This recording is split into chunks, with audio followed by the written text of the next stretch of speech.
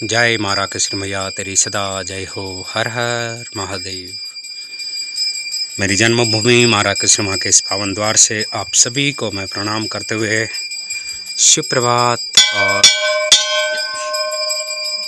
मारा कृष्ण माँ के ये भव्य मंदिर में, पौराणिक मंदिर में मेरी माँ भवानी सबकी मनोकामना पूर्ण करे, यही प्रार्थना करता हूँ। और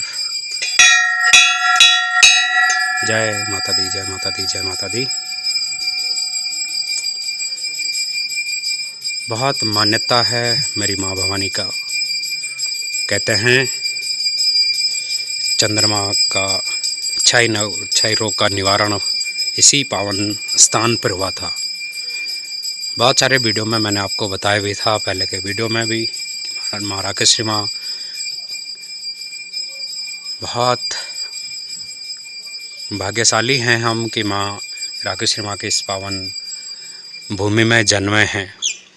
तो सबकी मनोकामना पूर्ण हो, यही माता रानी से प्रार्थना करता हूँ। जय माता दी। यहाँ से माँ राकेश्वरी मैया के लिए गंगा जल लिया जाता है इस सुंदर से धारा से, और पवित्र धारा, पवित्र जगह। जय माता दी। बस यहीं से ये पानी निकलता भी है।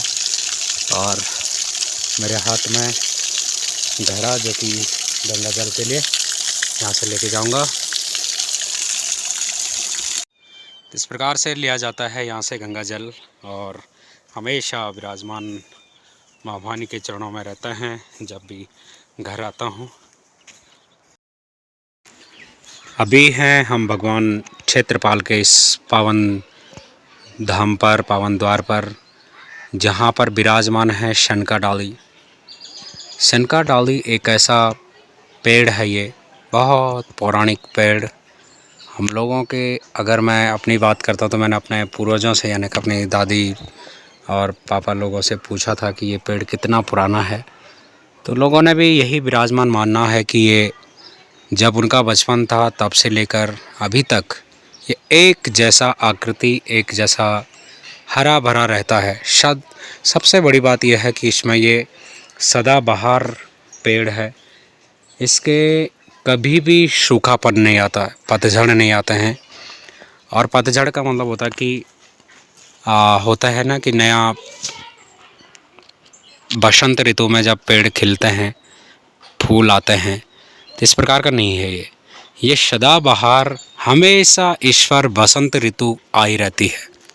हमेशा अगर देखा जाए तो इसमें फूल आते हैं बहुत छोटे छोटे, हजारों लाखों में इसके जो बीज हैं वो बीज आते हैं, गिरते हैं। लेकिन आज तक कभी इस जगह पर कहीं भी दूसरा पौधा नहीं आया।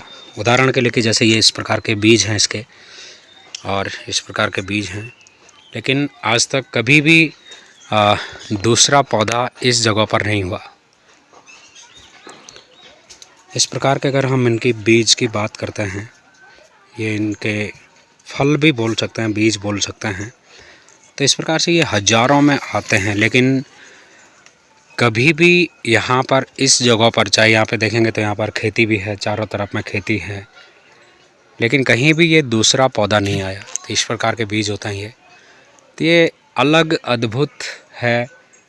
और हम लोग जितने भी लोग बाहर रहते हैं, जितने भी लोग गांव में रहते हैं, इस पौधे के नाम लेकर के अगर हम पर कोई भी संकट आता है तो इस पौधा का नाम लेकर के हे शनका डाली रक्षा करना, तो यहाँ पर जो है रक्षा होती है।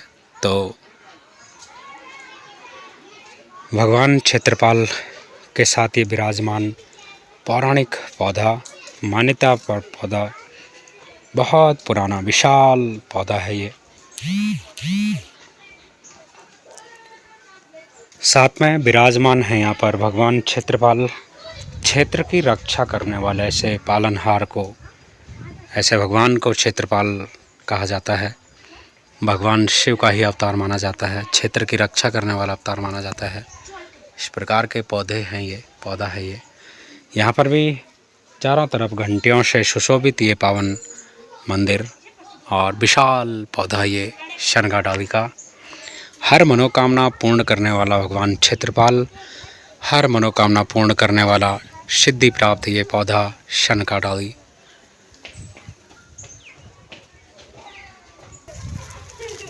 थोड़ी दूर से अगर देखते हैं तो ये इतना विशाल पौधा है ये। जय हो शनका डाली की, जय हो क्षेत्रपाल की। यहीं पर पैया की डाली भी आपको मिलती है। ये हैं भगवान क्षेत्रपाल, मेरे पावन भूमि राकेश्वरी माकेश जन्मभूमि पर, मेरी जन्मभूमि पर विराजमान क्षेत्रपाल भगवान और शनका।